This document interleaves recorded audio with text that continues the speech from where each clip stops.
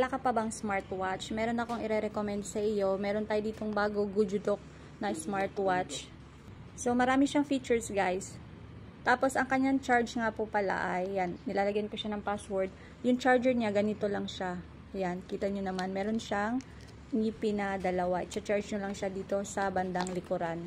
Nagmamagnet na siya. Tapos, kung kayo ay katulad ko kasi, minomonitor ko yung aking pagtulog. Meron siya dito BP.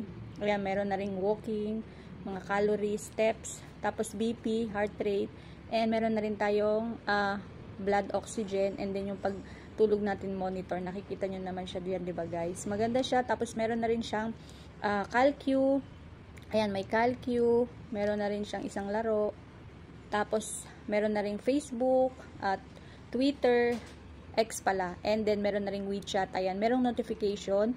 Pag once na nag-notification kayo, may notification siya pag once na kinonect nyo siya dito sa OxyFit na ating application. Ayan, meron na rin dito, nakita nyo may menstrual period pag once na meron kayong, ayan, nakita nyo naman, last, June 14 yung tapos ko, so 5 days. Ang ganda kasi nito, guys. Tapos, affordable pa. Tsaka, yun nga, original. Ito kasi yung bago ng Gujudok. Kita nyo naman, diba? Ayan, nakita nyo.